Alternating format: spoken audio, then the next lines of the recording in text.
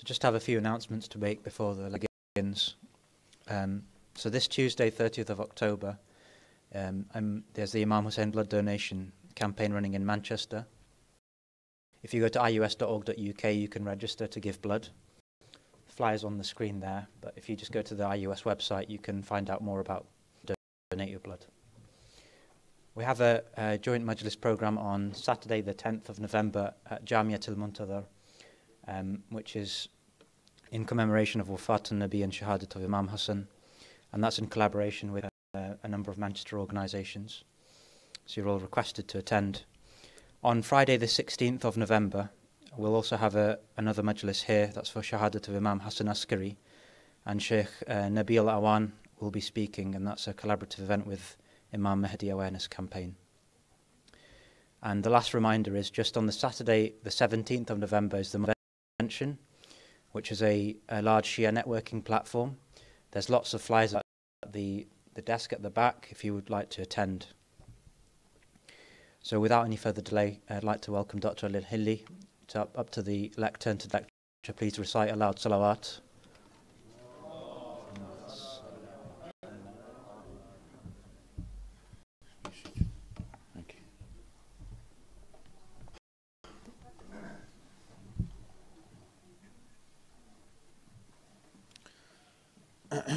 أعوذ بالله من الشيطان الرجيم بسم الله الرحمن الرحيم الحمد لله رب العالمين بارئ الخلائق أجمعين والصلاة والسلام على الرسول المسدد والمصطفى الأمجد حبيب إله العالمين أبي القاسم محمد اللهم صل على محمد وعلى آله الهداة الطيبين الطاهرين وأصحابه المنتجبين وعلى جميع أنبياء الله الصالحين.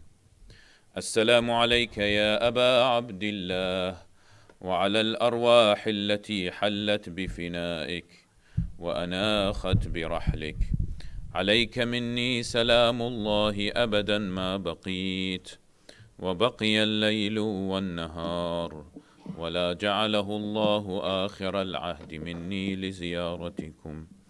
Together inshallah. السلام على الحسين وعلى علي بن الحسين وعلى أولاد الحسين وعلى أصحاب الحسين جميعا ورحمة الله وبركاته.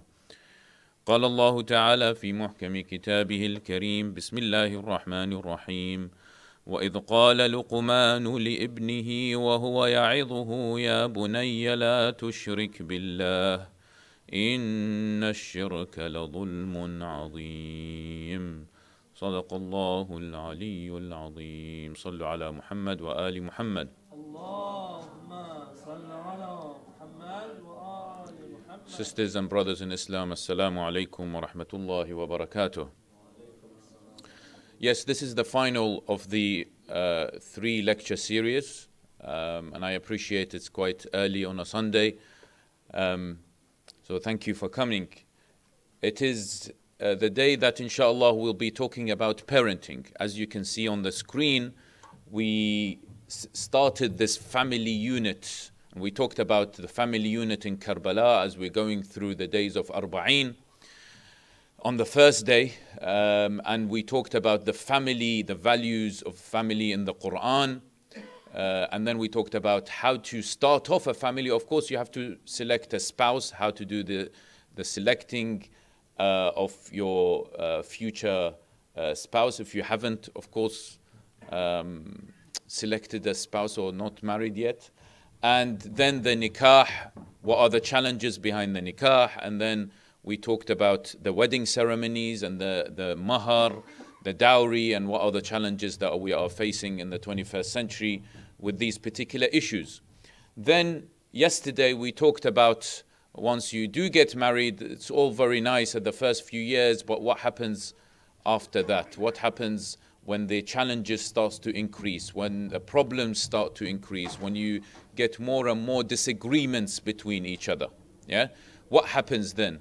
So then you start to realize that you need solutions. You know, what does Islam say about these particular issues? What is the viewpoint of our scholars? What is the research into how to get together in once you do have certain conflicts? So we talked about that yesterday. Today, inshallah, we'll talk about, okay, when you decide to have children, or if you have children now, then what are the challenges in parenting?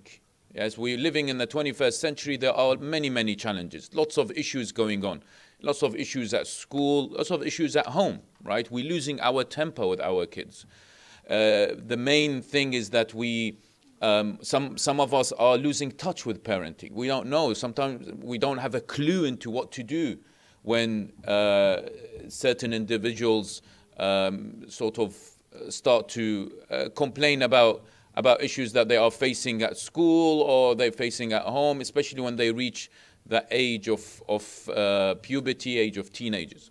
So inshallah, today we'll be talking about this particular topic. With your permission, inshallah, we'll start off with a loud salawat ala Muhammad wa ali Muhammad. Allahumma salli ala Muhammad wa ali Muhammad.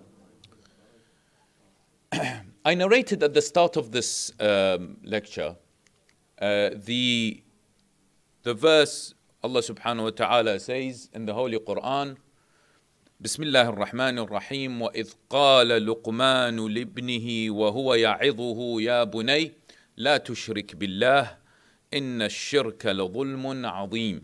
Yes, this is in chapter 31, verse 13. Now, it's very important for all parents to study the relationship between Nabi Luqman alayhi salam and his son. Yes, and this is a beautiful narration, beautiful description in the Quran. Yeah, when Allah subhanahu wa ta'ala describes this relationship, how did Nabi Luqman alayhi salam approach his son? He wanted to give some instructions, he wanted to give some guidance, he wanted to give some lessons to his son. Yes, and there are so many different lessons and values we can take from this particular conversation that they had. Yeah. But I'm going to touch on certain ones, inshallah. But I definitely think that we all should go back today, if you haven't done so already. And I invite you all to go back and really study this relationship. It's a wonderful relationship. And you see the technique, the style of Nabi Luqman alayhi salam, the way he talked to his son. So the first thing he says, وَإِذْ قَالَ لُقْمَانُ لِإِبْنِهِ لِبْنِهِ. So he started, Luqman started saying, telling his son certain instructions. But a very interesting say here is that Allah subhanahu wa ta'ala didn't say وَإِذْ قَالَ لُقْمَانُ لِإِبْنِهِ يَا بُنَيْ. Yeah, he didn't start saying, okay, Luqman started speaking to his son and he said, oh son, do this. But then there is this issue right in the middle of that particular sentence. It says وَهُوَ يَعِظُهُ. Yeah, Allah subhanahu wa ta'ala could have left it all. Yes, it could have left it absolutely. It could have left it absolutely, aside. There is no need for that particular, for that particular sentence to be said. وَهُوَ يَعِظُهُ. This maw'idha, yes, this maw'idha that it was given by Luqman to his son. But what is this maw'idha, right? And what can we learn from this maw'idha, this particular instruction, this guidance, these deep lessons that he gave him? Now, it's important that when we start to imagine this particular relationship, in this maw'idha that that Luqman alayhi salam, and of course some people do say that he is a prophet. There are narrations that say, some people say no, he is not a prophet. Yes, but let's just say, of course, that okay, he's one of the righteous people, Luqman. This particular individual who was a righteous person, right? he sat down and took very care of his son while he was teaching him. He spent good quality time with his son, right? You can't give this maw'idha, this deep instruction, direction, guidance to your son or to your child or to your daughter, right? To your children without actually caring about them, without actually having this affection towards them, without actually having this connection with them. We are not bosses, we are not their boss. Some of us consider that we are their boss. We are their managers, so to speak. So I come and instruct you and I say, well, you should do this straight away without having that particular relationship. What Luqman had with his son, he had that particular relationship. So he sat down with him and he told him carefully, right? Ya bunay la tushrik billah. One of the first things he told him is do not do shirk in Allah subhanahu wa ta'ala. And that's important, isn't it? Because he is establishing this God centricity, right? That God, Allah subhanahu wa ta'ala, is centric to your life. This is the most important thing. What you have to establish is Allah subhanahu wa ta'ala is your Lord and no one else you must follow other than Allah subhanahu wa ta'ala. No one else you must worship other than Allah subhanahu wa ta'ala. And everything in your life, whatever you do, whatever you embark to do in your life, then you have to be God-centric. You have to do tawakkul ala Allah subhanahu wa ta'ala. And this is a vital, important issue, my brothers and sisters. I really invite you all to really think about this, because I fear that sometimes in our communities we're not really focusing on the issue of God centricity. Yes? Sometimes we do things, we say things that perhaps are on the sort of the borders of shirk. Right? I don't want to give examples because these are sensitive issues. Right? But I want you to think about that. Our relationships with certain individuals, our relationships with our imams, etc. Right? Some people take it too far. Our imams are not there to be, to be worshipped. No, our imams are there so that they can give us guidance, give us lessons in life. But we have certain people who are the followers of Ahlul Bayt have taken it a bit further away. Right? Say that if you want to supplicate, supplicate to them. No, you supplicate to Allah through them. They are mediators to Allah subhanahu wa ta'ala. They are wasiyah to Allah subhanahu wa ta'ala. You don't supplicate to them. Right? These are important things that sometimes we've got to realize. And that's why Luqman instructed his son. He said, the first most important thing is you do not do shirk in Allah subhanahu wa ta'ala. Yes? Inna shirka la dhulmun azim. Of course, for the shirk is indeed the highest wrongdoing. And then he went on.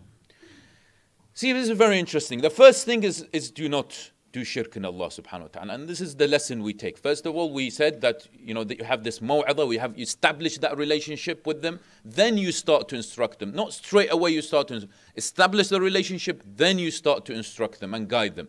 The first thing is we have to install this God centricity in them.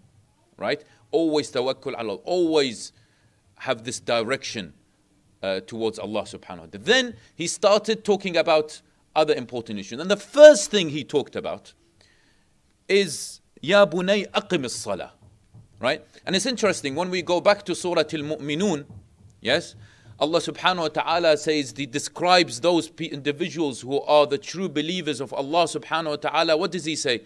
He says, Bismillahir Rahmanir Rahim, qad aflaha al-mu'minun. Those mu'minun, those believers are successful. And then what? What's qad aflaha al-mu'minun? الَّذِينَ هُمْ فِي صَلَاتِهِمْ خَاشِعُونَ. The first characteristic of a true mu'min is that they have this submissiveness in their salah. Right? They have this khushu' in their salah. And so therefore prayer is the first characteristic, true prayer, where you have direct connection with Allah subhanahu wa ta'ala. And that's connected to being God-centric, isn't it? Right? So he says that aqim as-salah, keep up prayer, right? Iqamat as-salah. Always do prayer and do it at the time of prayer, my son, right? Because the prayer has so much values that maybe the parents are missing. We'll talk about being role models in a bit, inshallah. If the father or the mother does not pray on time, then how do you expect your kids to pray on time? It's you know, we sometimes talk about our kids and we tell them, come on, pray on time. But when it comes to salah time, I'm watching TV or I'm doing something else, right? We've got to be the role models. أقم الصلاة وأمر بالمعروف وانهى عن المنكر. Enjoin good and forbid evil. Again, if the parent doesn't enjoy good and forbid, if the parent is very much engaged with their worldly desires, right? Which particular clothes should I wear? What spanking new car shall I buy? How can I renovate my house to be the nice looking house in the community, right? Of course, these are all absolutely fine. But what do I actually give for the community? How do I enjoin good and forbid evil? If I am sitting down in a circle and I'm doing shisha, right? And there is all gossip, there is all ghiba going on, backbiting. What is my role? Isn't this forbidding evil? Or am I shy because I don't want to embarrass myself because this is not cool enough? You know, if I see all my friends sitting down and stuff, that's not cool for me to say these, oh guys, you can't say these things about that person. It's ghiba. That's not cool, is it? You just go along with it. Right? But that's the challenge here. If I don't do it, how can I expect my kids to do it? They've got to hear me do it as well. When I talk to certain individuals and my kids listen to what I am saying, they pick these up. They pick these things up while, you know, you're having a conversation with others. Yes? You've got to be that role model. And of course, Luqman was that role model. Luqman was that role model. يا بني أقم الصلاة وأمر بالمعروف وأنهى عن المنكر واصبر على ما أصابك. And of course, أمر بالمعروف والنهي عن المنكر, you're going to face calamities, you're going to face problems while you're enjoining good and forbidding evil, aren't you? So then he's saying, yes, you are going to face issues in your life, oh my son. You're going to face calamities, oh my son. What I want you to do is to be patient. Remember we talked about these two Japanese husband and wife yesterday, whoever was here, you know, been married for 80 years, and they said the ingredient for their successful marriages was what? Was patience, wasn't it? And this is here it comes again. It's very difficult being a parent. I'll tell you this, right? It's very difficult being a parent. And if there is anything that you want to take out of this talk, it is actually this. It's actual patience. Because sometimes children are children. We as parents have very little patience, especially when I come back from work or when I've been through a long day, I come back, they scream, they do all these things, shout, do all being so-called naughty, but they are children. Yes, they are children. And I can't take it. And I'm impatient. I want them just to be quiet. I want them just to sit down and do nothing. And I want them to be like me. But I'm 38 years old. They're 7, they're 10.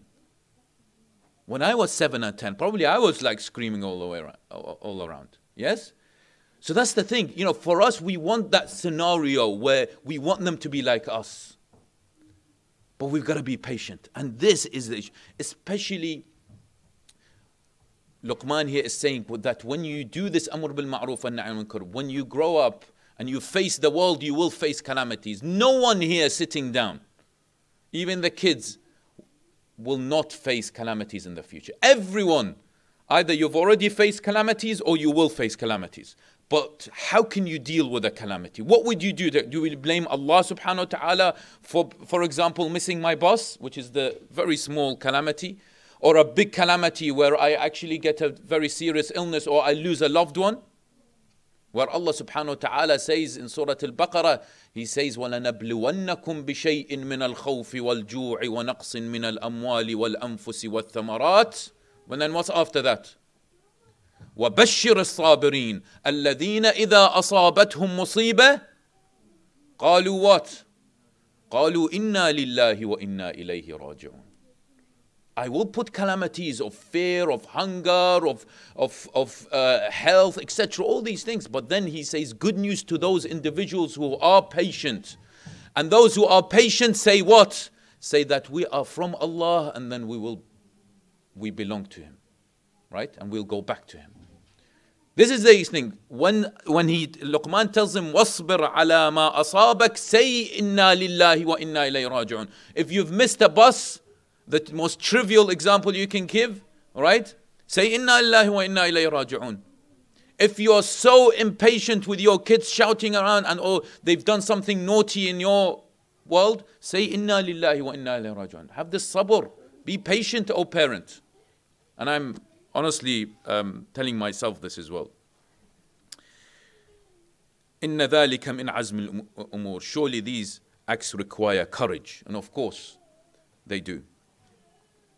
And then, interestingly, he says, وَلَا تُصَعِّرْ خَدَّكَ لِلنَّاسِ وَلَا تَمْشِ فِي الْأَرْضِ مَرَحًا. It's so beautiful the way he says it, right? Because maybe the kids will see their parents being very arrogant, stuck up, so to speak, right? Fighting always with the wife, or the wife fighting with the husband, right? Because of that ego. We talked about the ego, yes? This three-letter word that all of us have inside us, that we can't diminish. In fact, we do the opposite. We have to strengthen the ego, especially in front of my kids. If my kid says this, you say, why do you say this? Because I'm the boss, remember? So they are threatening the ego. Yeah? So Luqman says, وَلَا تُصَعِّرْ خَدَّكَ لِلنَّاسِ وَلَا تَمْشِ فِي الْأَرْضِ مَرَحًا. And do not turn your face away from people in contempt, nor go about in the land exulting overmuch. Right? How many of us have this particular sense of arrogance in us? Yeah? Especially in front of others who we belittle. This is an important characteristic of a mu'min, so that they do not belittle others, especially those kids, right? You do not make them feel that they are little. This is what Luqman, this is what يَعِظُهُ did, right? This is why he said يَعِظُهُ. He sat down with him, he took very good care of him, right? And then once he established that beautiful relationship between the father and son, then they started talking. Then he started giving him instructions. And then he started giving him the guidance. I can't expect to sit down with my kids if I am stuck up, if I am arrogant, if I think they should know that I am the boss here. I'm losing some people. Sallu ala Muhammad wa ali Muhammad.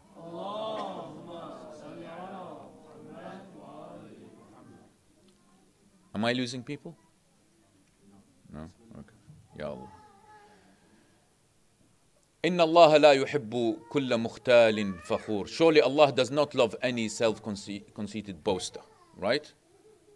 And again, I said there's so much to talk about this, but we'll move on. This is also very interesting. وَقْصِدْ فِي مَشْيِكَ وَغْضُضْ مِنْ صَوْتِكَ إِنَّ أَنْكَرَ الْأَصْوَاتِ لَصَوْتُ الْحَمِيرِ. And pursue the right course in your going about and lower your voice. This is interesting, isn't it? Because when you think about a parent, right? A parent does these things in front of their kids, right? They walk, as we said, this sort of status that I have in front of my kids, that I am more powerful. And also importantly, I shout, don't I? When they become annoying, I shout. Don't do this. I've told you not to do this. It's frustrating. But then Luqman says here, وَغْضُضْ مِنْ صَوْتِكَ. Lower your voice. And then he says, إِنَّ أَنْكَرَ الْأَصْوَاتِ لَصَوْتُ الْحَمِيرِ.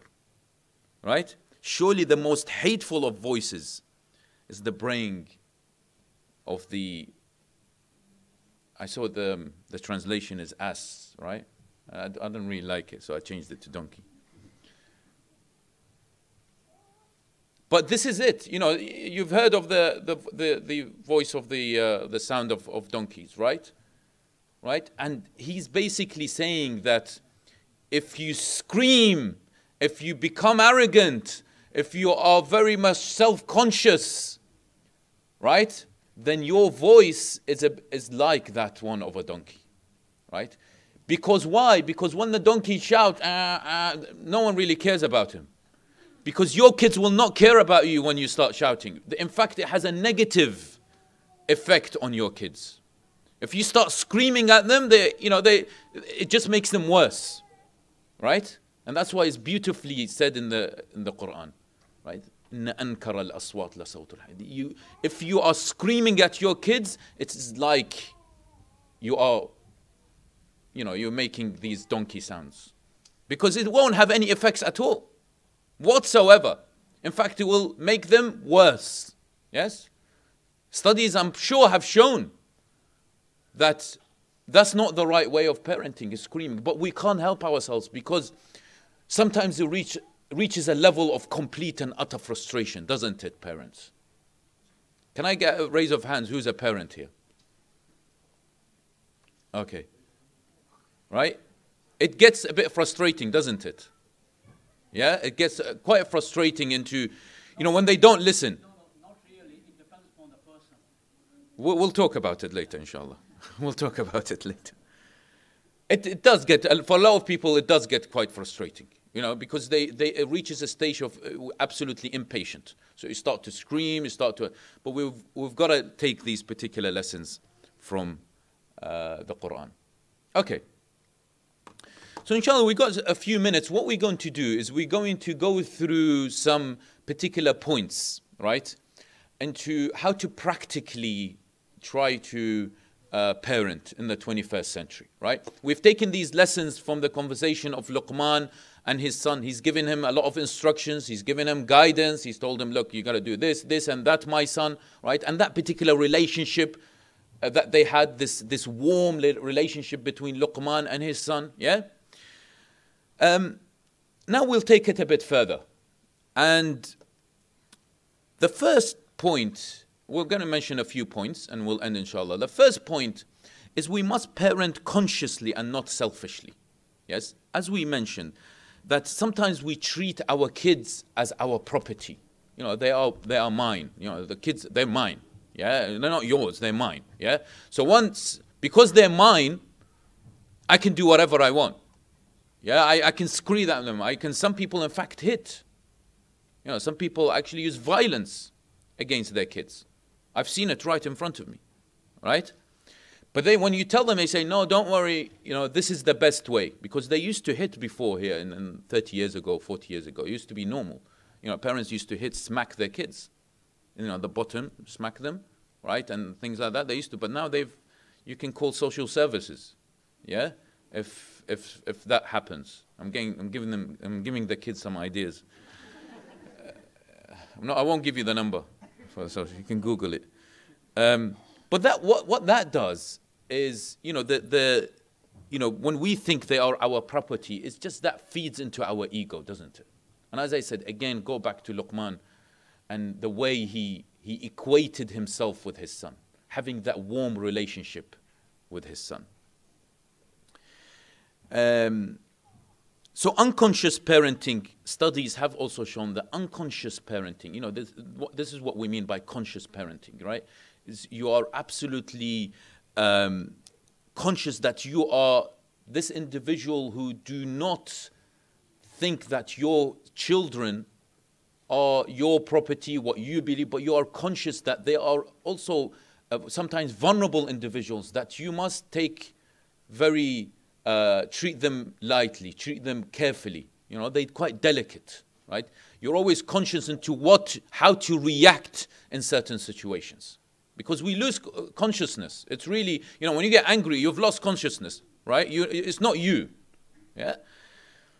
And studies have shown that unconscious parenting actually can cause mental health issues in children, yeah? And the rise of mental health cases in the UK. And another point about this particular issue about conscious parenting is that it's also not just the physical state where they see us when we're angry or when we are crying or whatever emotions we show in front of them. In fact, they also pick up our inner state as well. When they see us perhaps sad, when they see us going through troubles, they also pick up these particular cases as well. Right? So it's very important for us to be vigilant of this. Now, being role models, we talked about being role models, as parents being role models. Sallu ala Muhammad wa ali Muhammad.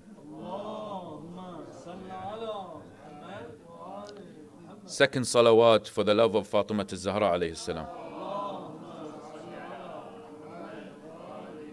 Third salawat for the love of Amir al-Mu'mineen in the loudest of voices.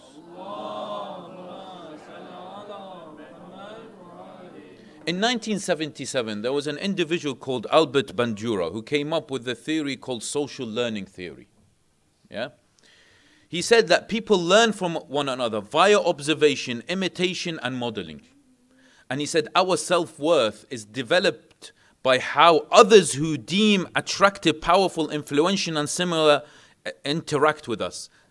So, if we apply his theory to our parenting style, we find that if a child, this is very important, if a child lives with constant criticism, child will develop inferiority complex.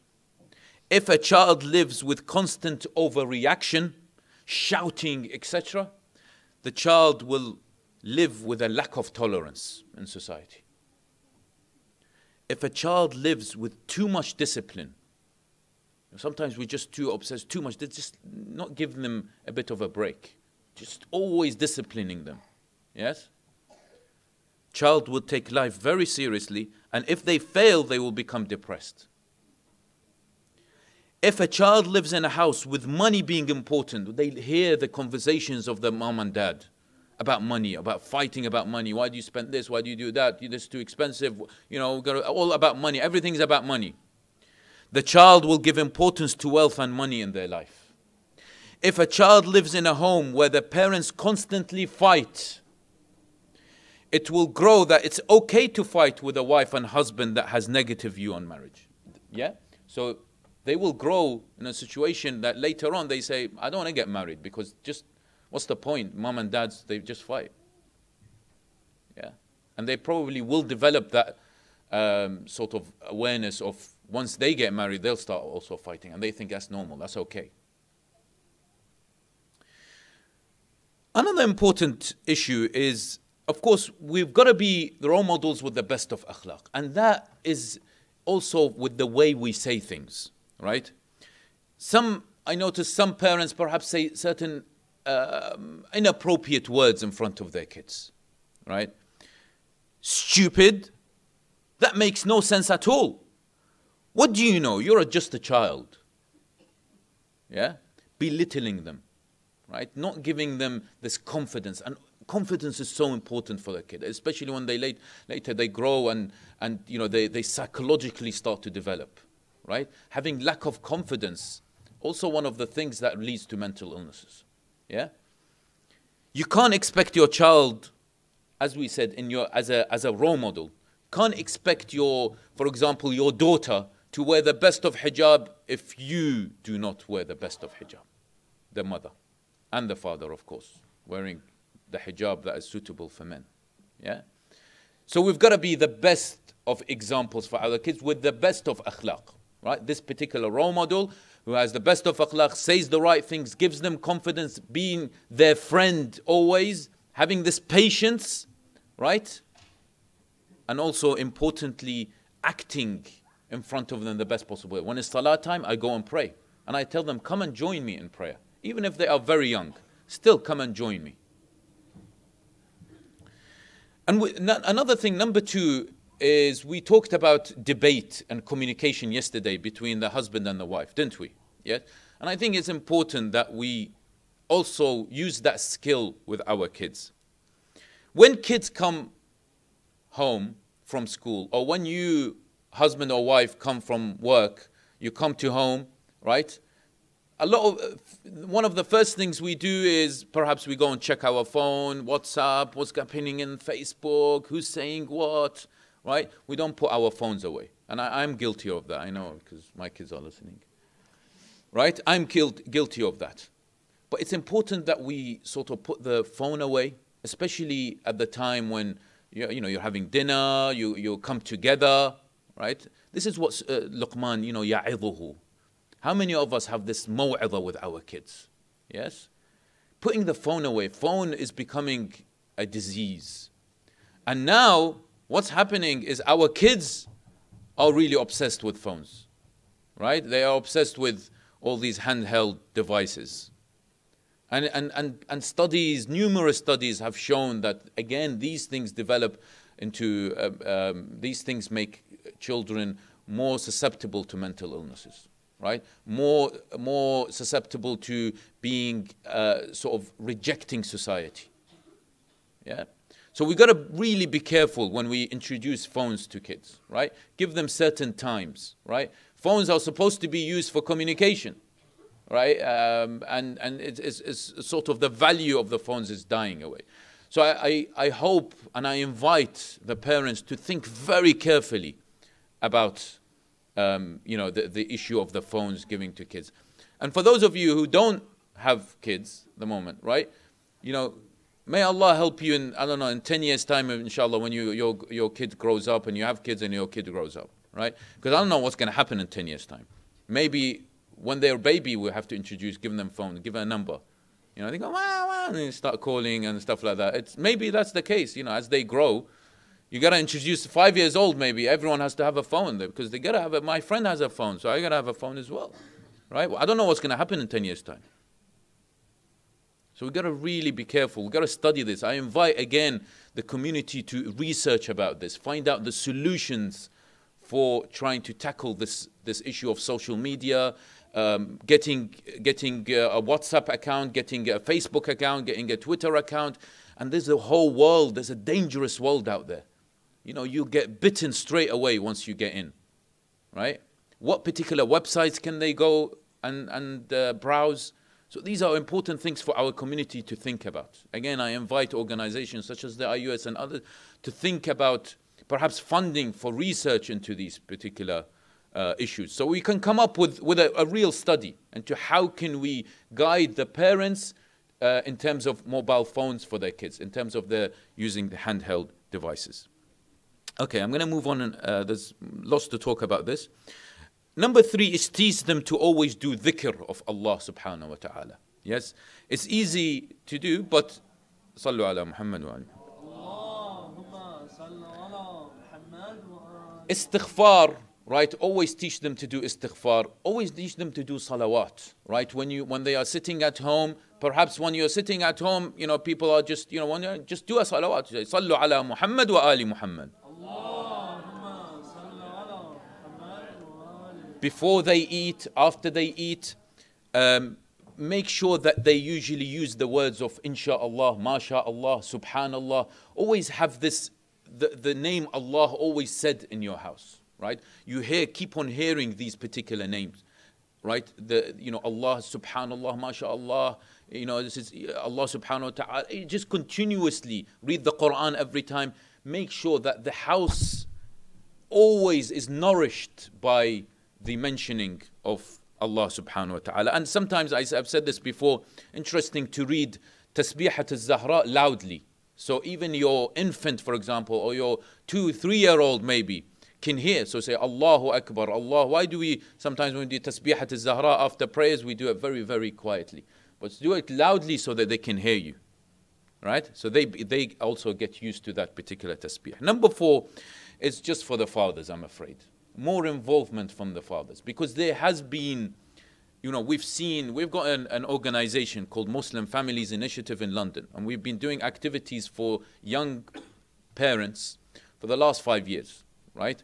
And we've seen there is a decline in the involvement of fathers in the upbringing of their kids. There's a decline in the involvement of their fathers in activities, right?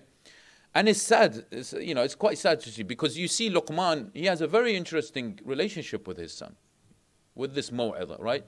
Why the fathers say, you take the kids, I want to stay here, relax a bit, right? This relax thing should be you relax with your kids, right? This is the time that you want to spend alone, you spend with you. And of course you give your, when they go to sleep perhaps, you give some time for yourself. A study in Oxford University said that confident fathers who embrace becoming a parent are less likely to have children who display behavioral issues before the teenage years. Yeah? And the findings of this research study suggest that it's psychological and emotional aspects of parental involvement in a children's infancy that are most powerful in influencing later child behavior, and not the amount of time that fathers are engaged in childcare or domestic tasks in the household. Okay, there's lots to talk about this, but we'll move on. Interact with them, number 5, give them activities to do at home. There's a longitudinal study. Longitudinal study means it's quite a long study, many years, in Harvard University.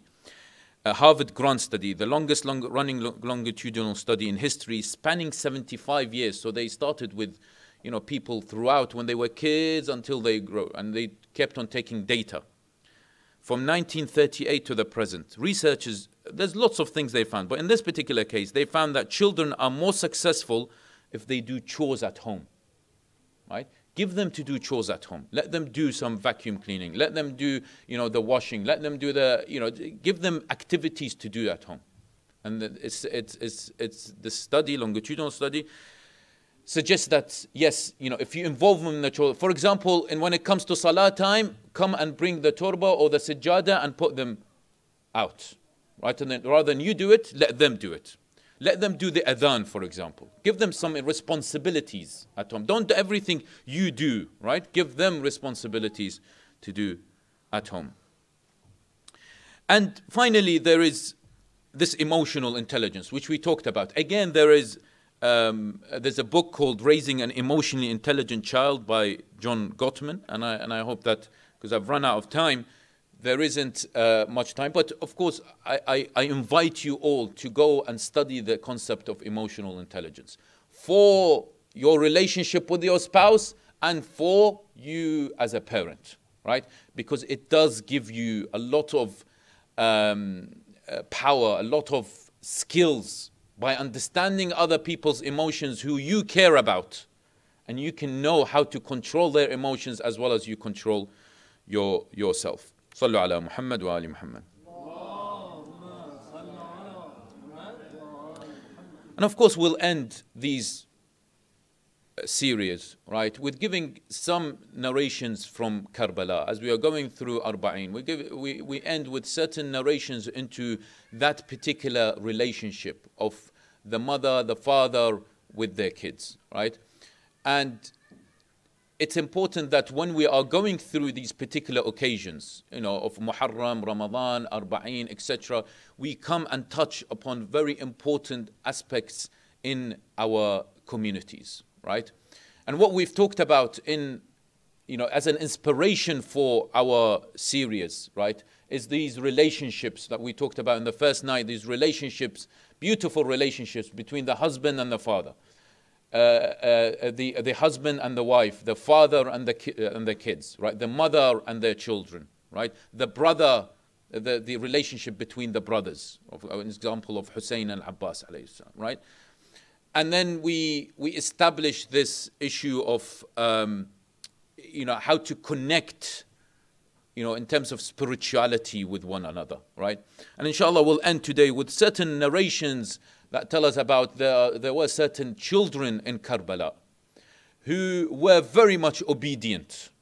And all the kids should listen to this, right? They were very much obedient to their parents. In fact, it reached a stage where they were about to, they say that we'll do everything to listen to you. And we'll listen to, the path, that particular one. We'll follow that path of Abu Abdullah al-Hussein. So there was this, the first story is this 11-year-old boy. And he was called Amr ibn Junada al-Ansari. He came out after his father has been killed in Karbala. He was only 11 years old. He sought al-Hussein's permission to fight, but al-Hussein alayhi salam, he refused.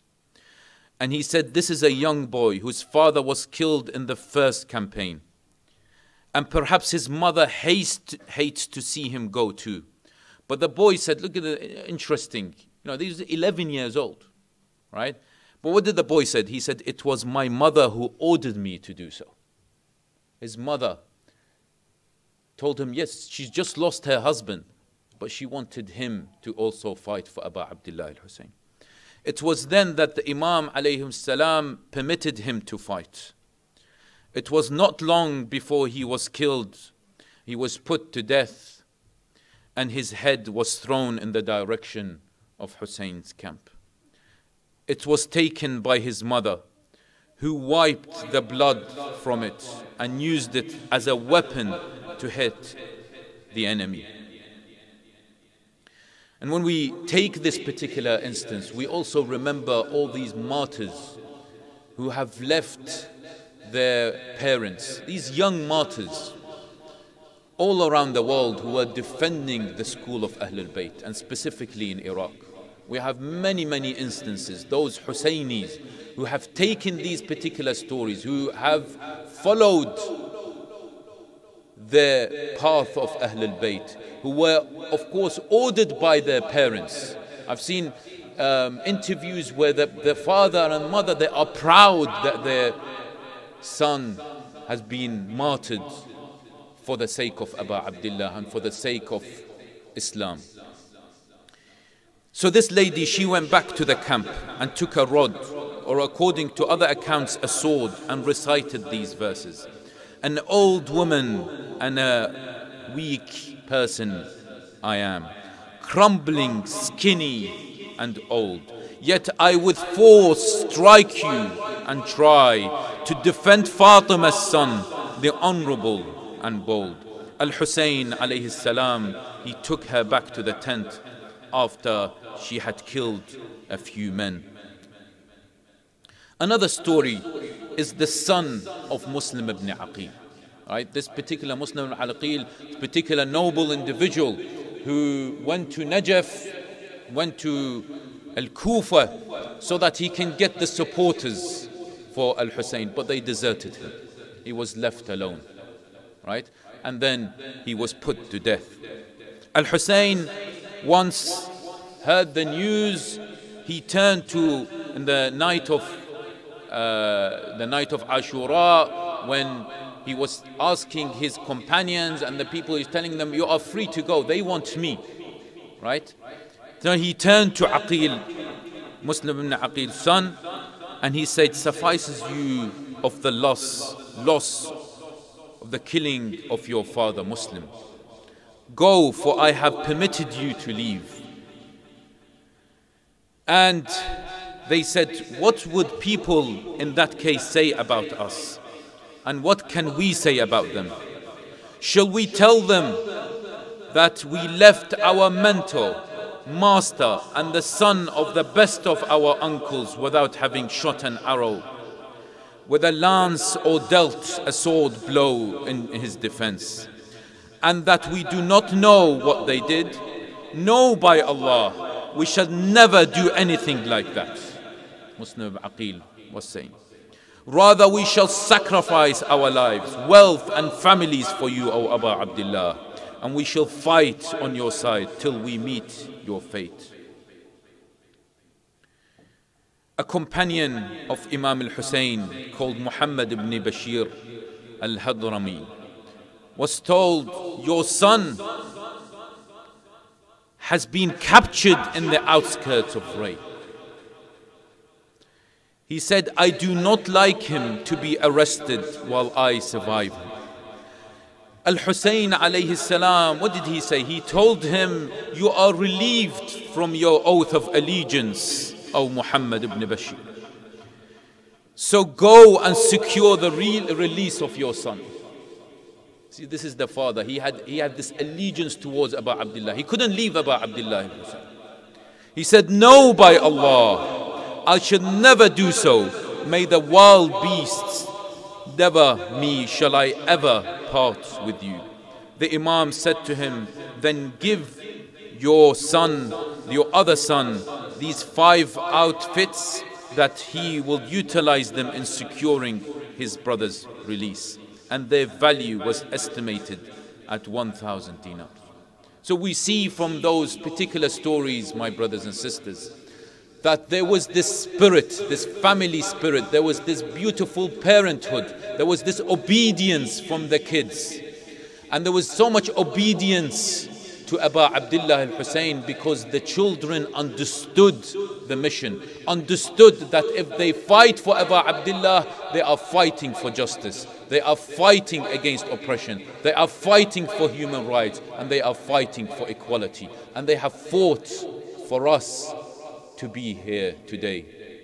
ولا حول ولا قوة إلا بالله العلي العظيم وسيعلم الذين ظلموا أي منقلب ينقلبون والعاقبة للمتقين.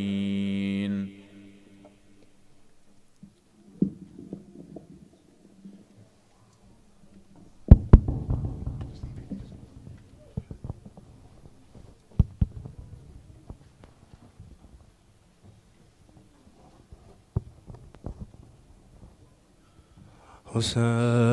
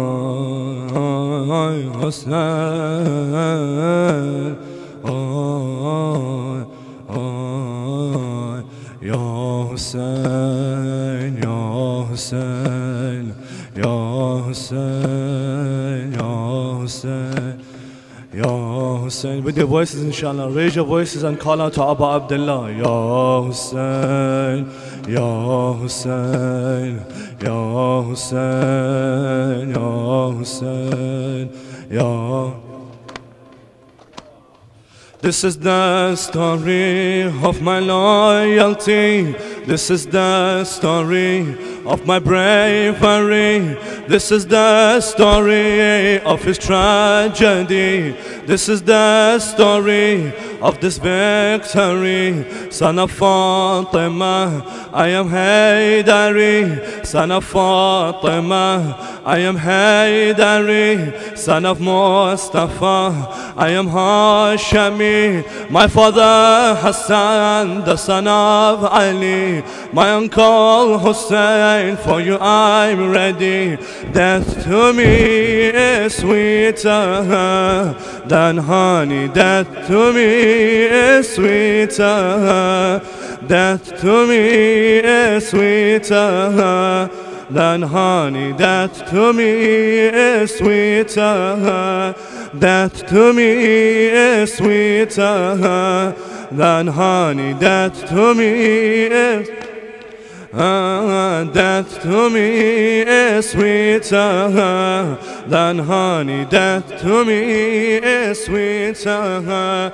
For my uncle I will always go fight, for he is the light of my own two eyes. For my uncle I will always go fight, for he is the light of my own two eyes. How can I just stand when you are lonely, surrounded by all of your enemies? How can I just stand when you are lonely, surrounded by all of your enemies? Just tell me to go and I will begin. Just tell me to go and I will begin. Let them all find out I am your Qasim. Let them all find out I am your Qasim. Death to me is sweeter than honey. Death to me is sweeter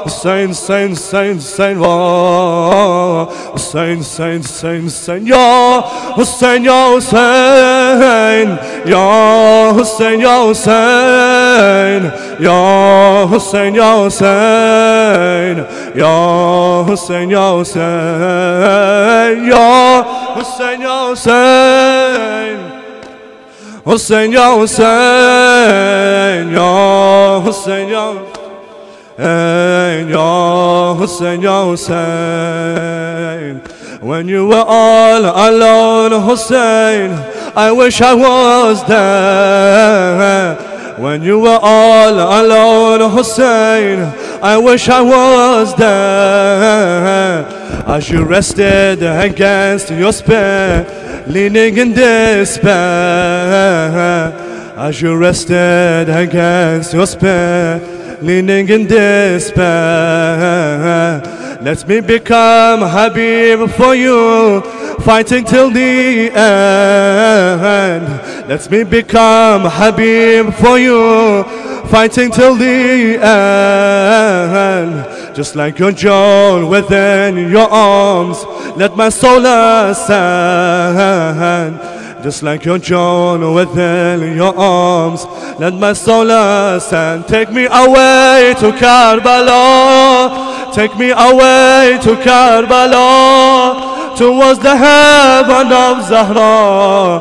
Take me away to Karbala, towards the heaven of Zahra. Oh, the angels after I die, only heaven is Karbala. Oh, the angels after I die, only heaven is Karbala. Take me away to Karbala, take me away to Karbala, towards the heaven of Zahra. Oh, the angels after I die, only heaven is Karbala. Oh, the angels after I die, only heaven is Karbala. Whoa, Hussein, Saint, Saint, Saint, whoa, Saint, Saint, Saint, Saint, whoa, Saint, Saint, Saint, Saint, whoa, Saint, Saint, Saint, Saint, ya Hussein, ya Hussein, ya Hussein, ya Hussein, ya Hussein, ya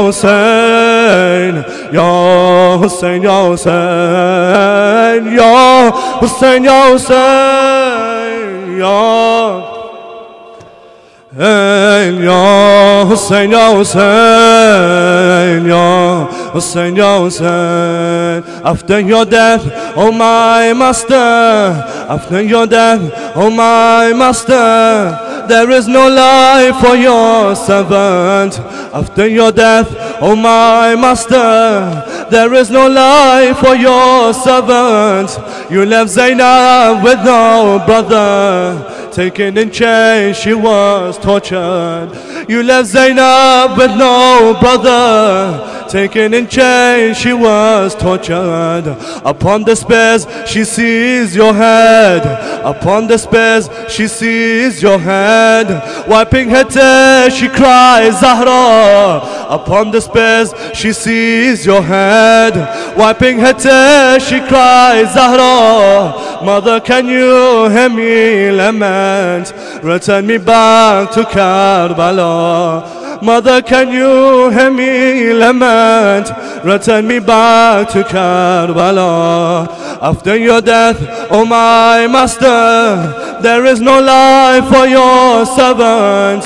You left Zainab with no brother, taken in chains, she was tortured. Upon the spear, she sees your head.